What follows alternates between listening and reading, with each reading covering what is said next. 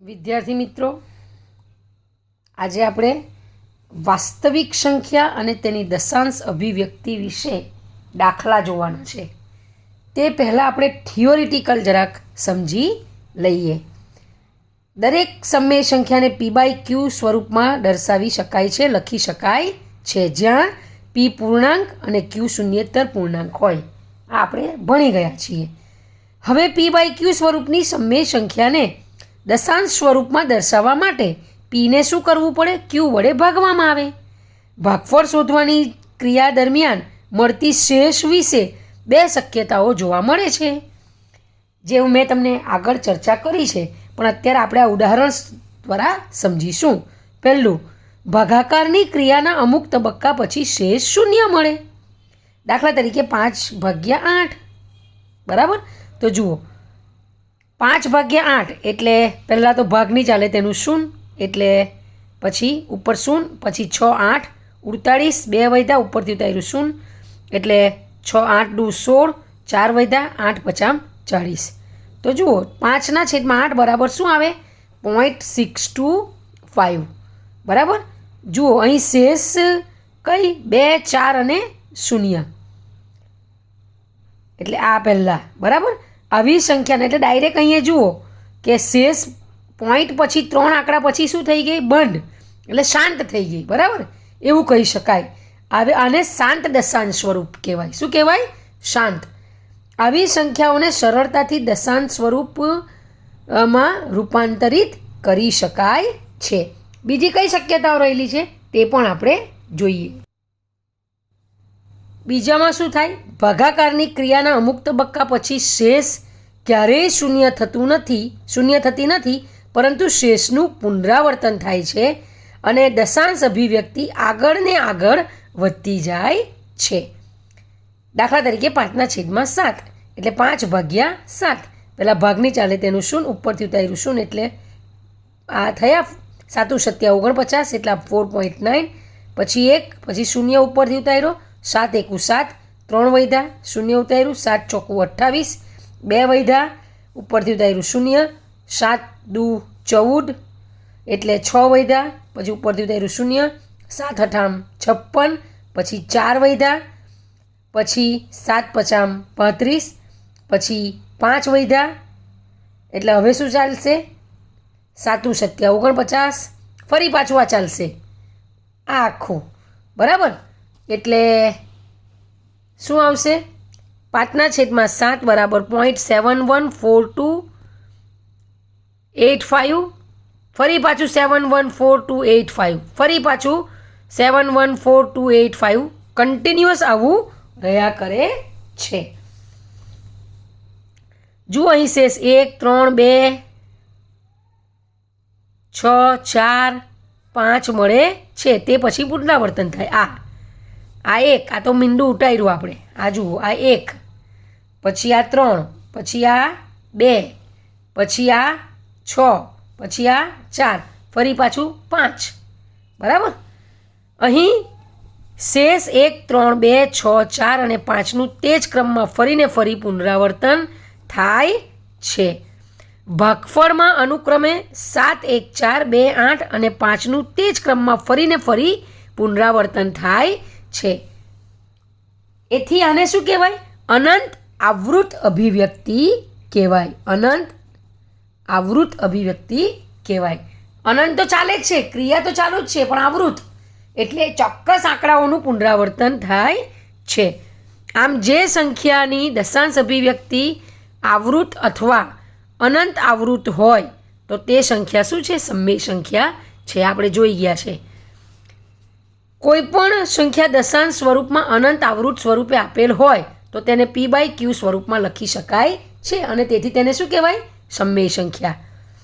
જો આ ખાસ યાદ રાખવા જેવું છે, ઇમ્પોર્ટન્ટ ફોર MCQ, કે જો સમય સંખ્યા 0.p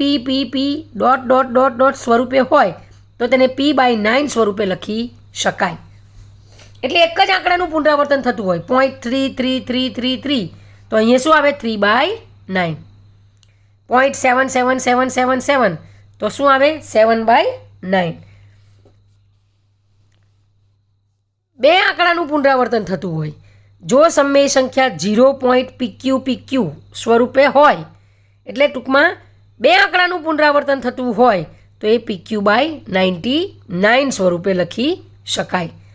3 આંકડાનું PQR સ્વરૂપે હોય તો તેને PQR/999 સ્વરૂપે લખી શકાય. જો કોઈ 2 સમય સંખ્યાઓ આપી હોય તો તેમની વચ્ચેની એક કે તેથી વધુ અસમય સંખ્યાઓ મેળવી શકાય. 2 સમય સંખ્યાઓ આપી હોય તો તેમની વચ્ચેની એક કે તેથી વધુ અસમય સંખ્યાઓ પણ મેળવી શકાય. √2, √3 વગેરે જેવી અસમય સંખ્યાઓની દશાંશ અભિવ્યક્તિ અનંત અનાવૃત્ત મળે છે. ટૂંકમાં અવિભાજ્યનું જે વર્ગમૂળ હોય એ બધી શું હોય? અસમય સંખ્યાઓ કહેવાય. અવિભાજ્ય સંખ્યાઓનું વર્ગમૂળ એ તો બધી શામાં આવે? અસમય સંખ્યાઓમાં જ આવે. બરાબર. ચાલો, પાઈ એ અસમય સંખ્યા છે. પાઈ બરાબર 22/7 એટલે કે પાઈ બરાબર 3.14. એ આશરે શું છે? આશરે એટલે કે આસન મૂલ્યો છે.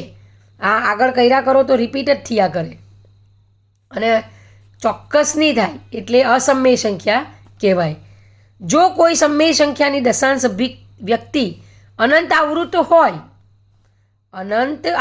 હોય પરંતુ તેમાં દશાંશ ચિહ્ન પછીના બધા જ અંકો પુનરાવર્તિત ન થતા હોય તો તેવી સંખ્યાને પણ P/Q સ્વરૂપમાં દર્શાવી શકાય. અહીં લખેલું છે કે A.BCD બરાબર P/Q. તો આમાં P શું કઈ રીતે લઈ શકાય અને Q શું લઈ શકાય? આ પ્રકારેનું હોય તો જરા જોજો, બરાબર સમજજો. P શું આવે?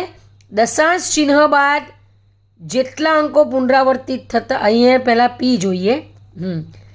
P બરાબર શું આવે? દશાંશ ચિહ્નની અવગણના કરતાં મળતા બધા જ અંકો દ્વારા બનતી સંખ્યા માઇનસ દશાંશ ચિહ્નની અવગણના કરતાં પુનરાવર્તિત ન થતા હોય તેવા અંકો દ્વારા બનતી સંખ્યા.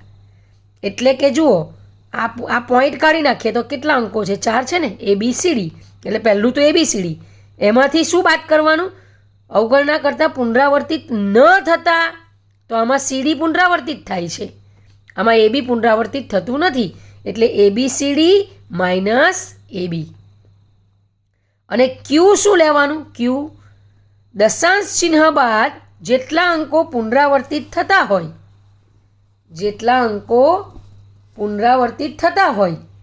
તેટલા 9 અને જેટલા અંકો પુનરાવર્તિત ન થતા હોય તેટલા 0 દ્વારા બનતી સંખ્યા.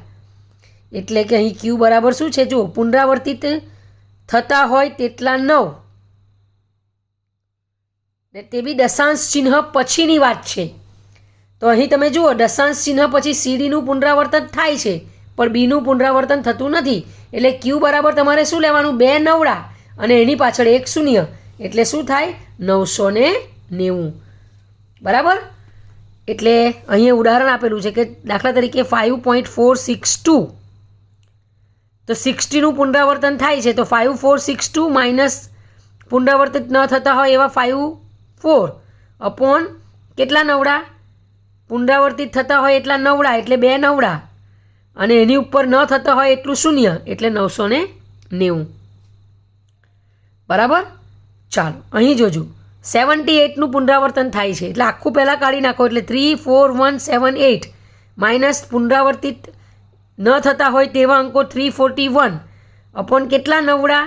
પોઈન્ટ પછી જેટલા પુનરાવર્તિત થતા હોય તેટલા 9. એટલે આ 78માં પુનરાવર્તિત થાય એટલે 2 નવડા અને ન થતા હોય એના પાછળ શૂન્ય ઉમેરી દેવાના એટલે 2, એટલે બીજા 2, એટલે 33837 અપોન 9900. બરાબર. જો કોઈ સંખ્યાની દશાંશ અભિવ્યક્તિ શાંત હોય અથવા અનંત આવૃત હોય તો અને તો જ તે સંખ્યા શું છે? સમય સંખ્યા છે.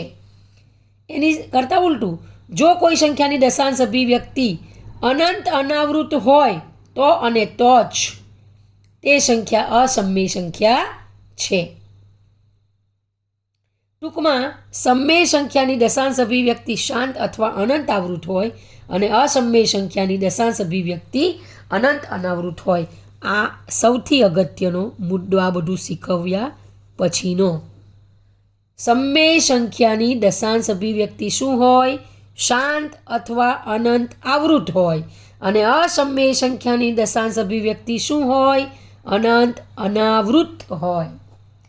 શાંત એટલે તમને ખબર કે પોઈન્ટ પછી ચોક્કસ આંકડાઓ પછી અટકી જાય, બરાબર. અનંત આવૃત એટલે શું? અનંત તો હોય જ, પણ આવૃત એટલે ચોક્કસ અંકો જે હોય એનું પુનરાવર્તન થયા કરે, પોઈન્ટ પછીની વાત છે. અને અનાવૃત એટલે શું? કે પોઈન્ટ પછી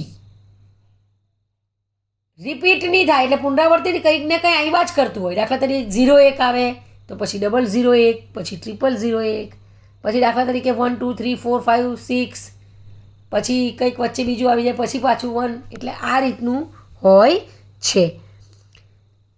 સમમેય સંખ્યા p/q જો, આ પણ એક અગત્યનો મુદ્દો છે. આ પણ એક અગત્યનો મુદ્દો આ દસમામાં પણ આવવાનું છે. આ પણ દસમામાં કામ લાગશે, આ પણ દસમામાં કામ લાગશે. ખૂબ જ અગત્યનું. સમમેય સંખ્યા p/q જો q બરાબર એટલે કે છેદ બરાબર 2m 5n, જ્યાં m અને n પૂર્ણ સંખ્યા હોય. પૂર્ણ સંખ્યા એટલે 0 પણ ચાલે, 1 પણ ચાલે, 2 પણ ચાલે, 3 પણ ચાલે હોય તો તેની દશાંશ અભિવ્યક્તિ શાંત મળે. વિદ્યાર્થી મિત્રો, આ અત્યારે તમારે MCQ માટે યાદ રાખવાનું, પણ દસમામાં તો આના આધારિત પહેલા જ ચેપ્ટરમાં ઘણા બધા દાખલાઓ છે. 2m 5n એટલે શું? એટલે શું હું તમને ખાલી અહીં સમજ પાડું છું કે ધારો કે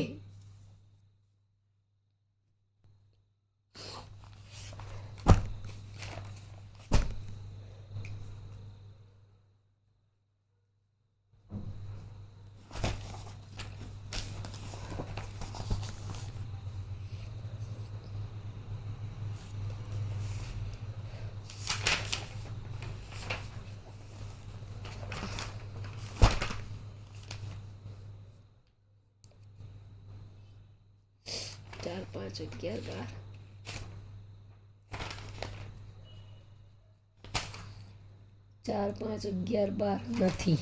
4 5 11 12 નથી.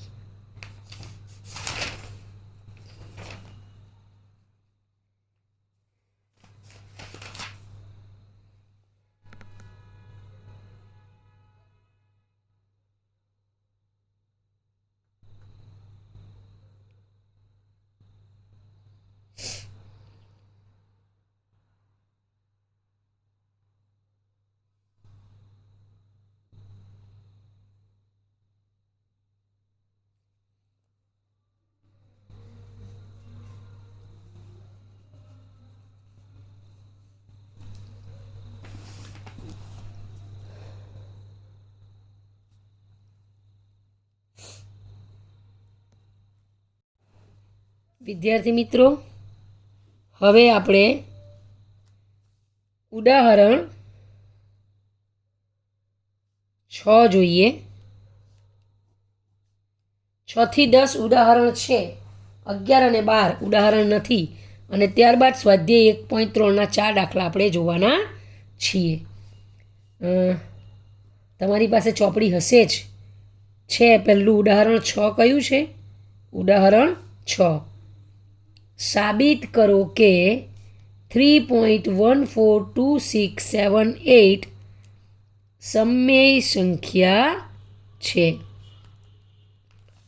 બીજા શબ્દોમાં p પૂર્ણાંક હોય અને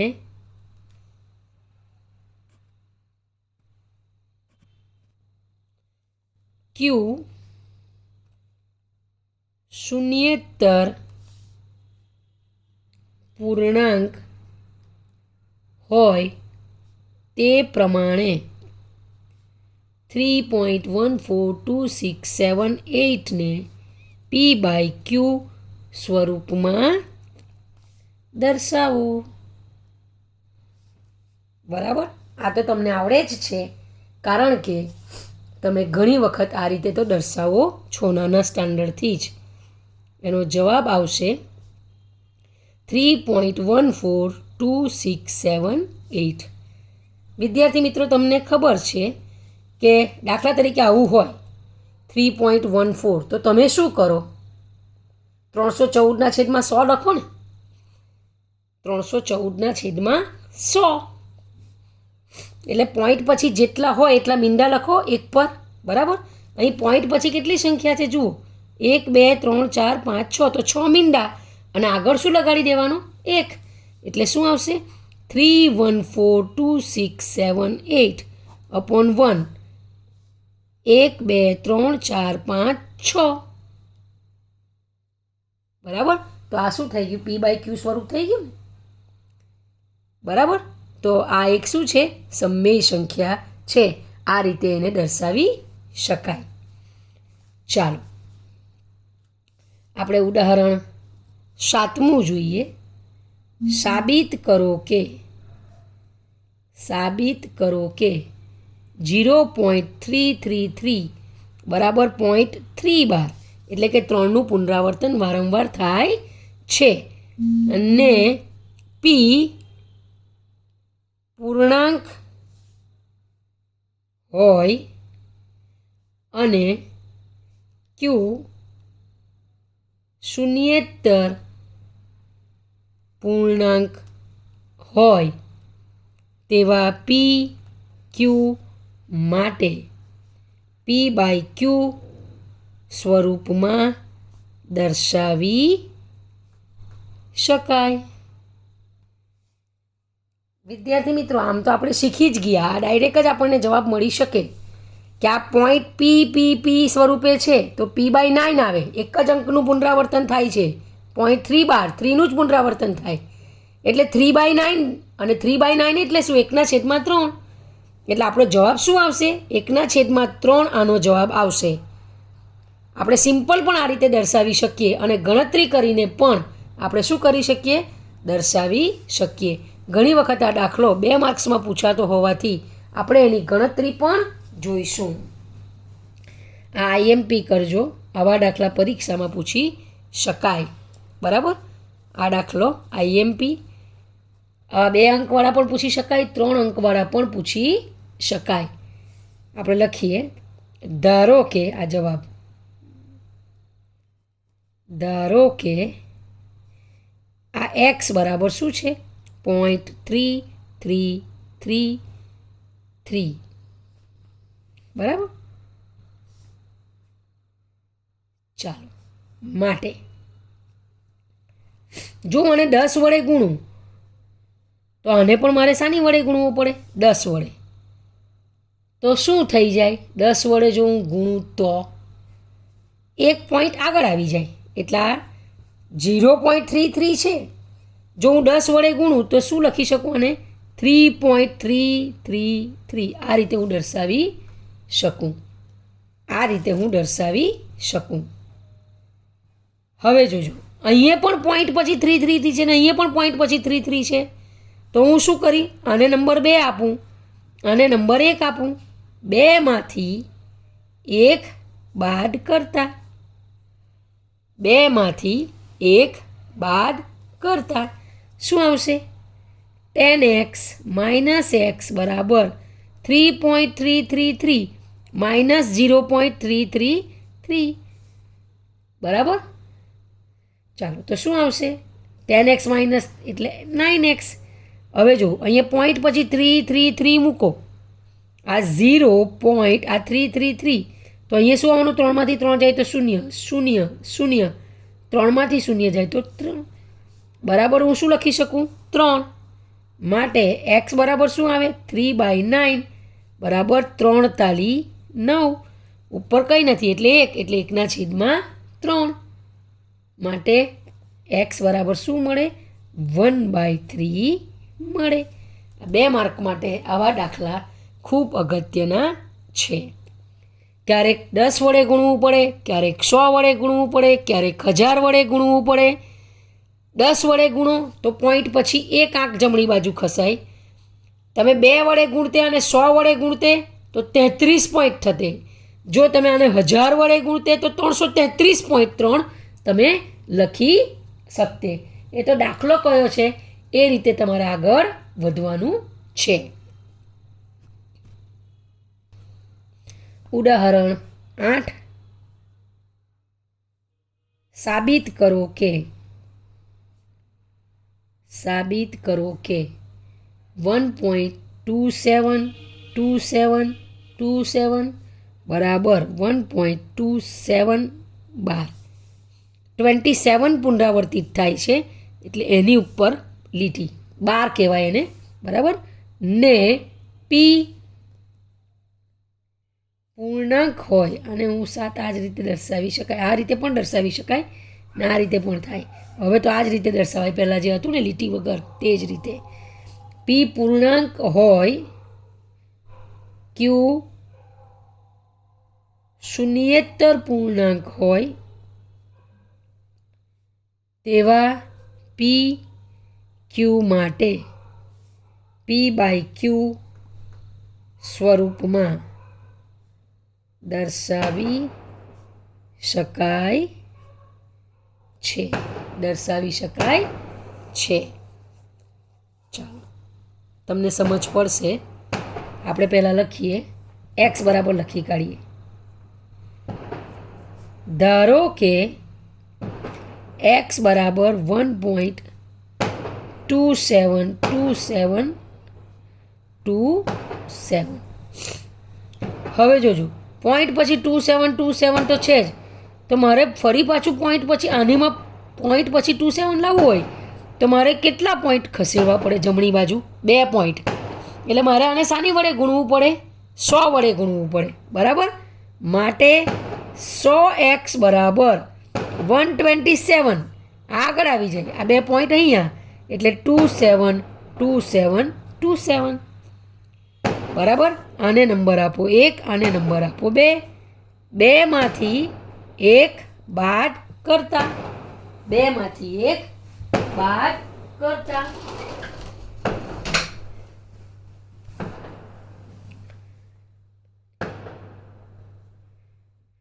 ચાલો, 100x માઇનસ x બરાબર 127.2727. હું અહીં માઇનસ નથી લખતી વિદ્યાર્થી મિત્રો, સમજજો. અહીંયા માઇનસ નથી લખતી, અહીંયા લખું છું. આ માઇનસ શું કરું? 1.2727 આ રીતે આગળ ચાલે ને. ચાલો, 100 માંથી 1 x જાય એટલે 99x બરાબર આ 0 0 0 0 અહીંયા 6 126.00. માટે x બરાબર શું આવે? 126 છેદમાં શું આવે? 126 છેદમાં 99, બરાબર. હવે આપણે જોઈએ કે ભાગ ચાલે છે 11 વડે. હા, અહીંયા જોઈએ આપણે 11 વડે તો 11 × 1 = 11. અહીંયા 11 વડે તો ભાગ નથી ચાલતો, પણ આ 3 વડે ચાલશે. ઊભા રહો, 6 ને 2 8 ને 1 9 આ પણ ચાલશે. ચાલો 9 વડે ભાગ ચાલે, આપણે જોઈએ. 9 × 1 = 9. હા, 9 વડે ચાલશે. 9 × 1 = 9, 3 વડે 9 × 4 = 36 એટલે 14 અને 11 × 9 = 99. એટલે x બરાબર આપણને શું મળે? x બરાબર 14/11 મળે. 14 અને 11 બરાબર. ચાલો, હવે ઉદાહરણ 9 અને 10 જોઈશું. ત્યારબાદ આપણે સ્વાધ્યાય 1.3 દાખલા આવતીકાલે જોઈશું. ચાલો, 9મું ઉદાહરણ. સાબિત કરો કે 0.2353535 બરાબર 0.235. જોજો 35, આ 2 તો આવી ગયો, પછી 35નું જ પુનરાવર્તન થાય છે. અહીંયા 2નું પુનરાવર્તન થતું નથી. બરાબર. ને પી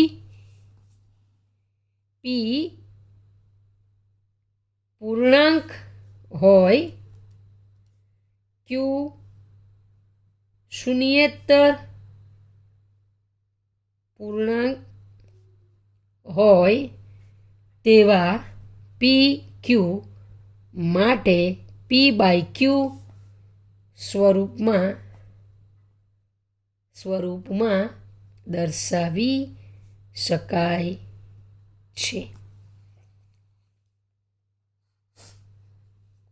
ચાલો આપણે પહેલાં ધારો કે લખીએ. બરાબર, જવાબ ધારો કે x બરાબર 0.2353535 બરાબર હું શું લખી શકું 0.235 એટલે 35. બરાબર, હવે જોજો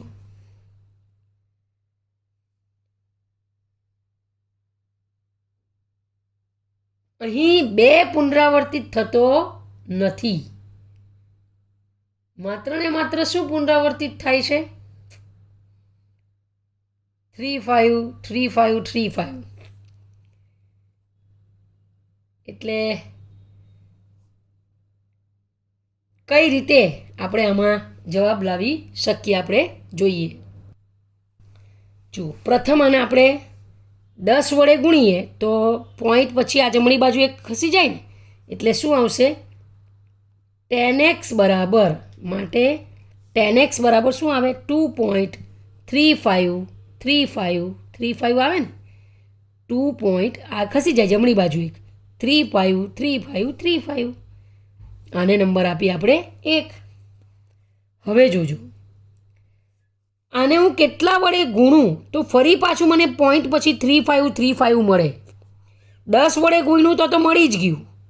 હવે હું 100 વડે ગુણું ધારો કે તો અહીંયા શું આવે 23 પોઈન્ટ આવી જાય એટલે અહીંયા તો 53 થઈ જાય. ચાલો એટલે હું 100 વડે નથી ગુણતી. ધારો કે હું 1000 વડે ગુણું તો જોજો શું થાય 1000 વડે ગુણું તો 235. 1000 વડે ગુણું તો 3 પોઈન્ટ ખસી જાય ને તો પોઈન્ટ પછી શું આવે 3535 આવે ને તો યસ હું શું કરીશ અને 1000 વડે ગુણીશ એટલે 1000x બરાબર આને હું 1000 વડે ગુણું તો 235 3 પોઈન્ટ ખસી જાઉં 0.3535 આવે. આને નંબર આપી દઉં હું 2.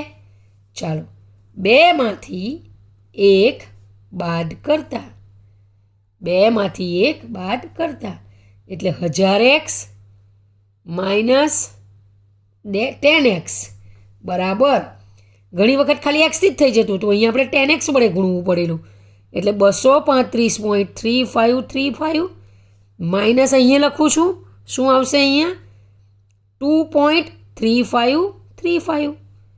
ચાલો આ 0 0 0 5 માંથી 2 જાય તો 3 233 બરાબર. માટે આ શું આવશે આની બરાબર 990x બરાબર આટલા આવે ને આ બાદબાકી કરી એટલે તો x બરાબર શું આવશે 233/990 233/990 બરાબર જે આપણો શું છે જવાબ છે. પી બાય ક્યુ સ્વરૂપમાં આપણે શું કરી શક્યા દર્શાવી શક્યા. અને હવે બસ એક લાસ્ટ ઉદાહરણ 10 જોઈ લઈએ. ઉદાહરણ 10 1/7 અને 2/7 વચ્ચેની એક અસમય સંખ્યા શોધો. અસમય સંખ્યા શોધો. અસમય સંખ્યા શોધવાની વાત આવે એટલે અનંત અનાવૃત આપણે એનું દશાંશ સ્વરૂપ લખવું પડે. બરાબર. ચાલો પહેલાં તો 1/7 શોધી કાઢીએ પછી એને 2 વડે ગુણી કાઢીએ તો આપણને 2/7 પણ મળી જાય. ચાલો 1/7 એટલે શું 1/7 એટલે પહેલાં તો 0 અહીં પણ પોઈન્ટ ભાગની ચાલે તેનું અહીંયા શું આવશે 0 આવે ને બરાબર. હવે 7 × 7 તો શું આવવાનું 3 આવવાનું પછી 0 0 તો 7 × 4 = 28 એટલે 30માંથી 28 જાય તો 2, ઉપરથી ઉતાર્યું 0, 7 દુ 14, 6, ઉપરથી ઉતાર્યું 0, 7 8 56, એટલે 4, એટલે 0 ઉપરથી ઉતાર્યું, બરાબર. 7 50 35, એટલે શું આવશે અહીંયા 5, ઉપરથી ઉતાર્યું 0, 7 7 49, એટલે શું આવ્યું 1, બરાબર, 1 આવ્યું. ચાલો તો હવે જોજો 1 આવ્યું તો 7 એકુ 7 જ પાછું આવવાનું ને, 10 આવશે અહીં 10, ધારો કે હું 10 મૂકું તો 7 એકુ 7, એટલે ફરી પાછું આ 3, ફરી પાછું આ ચાલુ થવાનું, ફરી પાછું આ શું આવવાનું 7 એકુ 7 આવશે, એટલે અહીં દશાંશ એટલે પાછો 3 શેષ વધે, બરાબર. એટલે હું શું લખી શકું, માટે 1/7 ઇઝ ઇક્વલ ટુ 0. શું જવાબ આવશે આ જરા જુઓ, 0.142857, એનું પુનરાવર્તન થશે, એટલે આ બધા આંકડા, એટલે એની ઉપર શું લગાવી દેવું, 12 લગાવી દેવું. શું લગાવી દેવું, 12 લગાવી દેવું લીટી. માટે 2/7 બરાબર 2 × 0.142857. ચાલો આને 2 વડે ગુણો, 7 દુ 14, 1 5 દુ 10 ને 11, વડ્ડી પડી 1, 8 દુ 16 ને 1 17, વડ્ડી પડી 1, 2 2 4 ને 1 5, અને 14 દુ 28, 2 ને 0 વડે ગુણે તો 0, એટલે 285714 આપણને મળે. શાની બરાબર, 2/7 વડે, બરાબર. તો જરા જોજો આ બેની વચ્ચેની છે, એટલે 0.142 અને 0.285ની વચ્ચેની સંખ્યા લેવાની, કારણ કે આ બે વચ્ચેની કોઈ સંખ્યા લેવાની છે. અને તે અનંત અનાવૃત હોય, પાછું તે શું હોય, અનંત અનાવૃત હોય. તો આપણે લખીએ કે 1/7 અને 2/7 તમે ઈચ્છો તે લઈ શકો. વચ્ચે એક અસમય સંખ્યા શોધવા માટે એક એવી સંખ્યા લઈએ કે જે આ સંખ્યાઓની વચ્ચે એક અનંત અનાવૃત સંખ્યા હોય. શૂન્યવાળી પસંદ કરવાની, તમને ઇઝી રહી લખવા માટે. જો આ 142 છે ને આ 285 છે, એની વચ્ચે કોઈ પણ સંખ્યા લે તો આપણે લઈએ આવું એક ઉદાહરણ હું લઉં છું. 0.160 એટલે 160, પછી 160 પછી બીજું મીંડું એટલે 2 મીંડા, પછી 160 પછી અહીં 1 મીંડો તો અહીંયા 2 મીંડા, પછી 160 પછી અહીં 2 હતા તો એની જગ્યાએ 3 મીંડા, એટલે આવું ચાલ્યા જ કરે. આવી એક સંખ્યા છે, બરાબર. તો અહીં આપણા ઉદાહરણના દાખલા પૂરા થાય છે, અને હવે આપણે સ્વાધ્યાય 1.3ના 4 દાખલા બીજા પીરિયડમાં જોઈશું.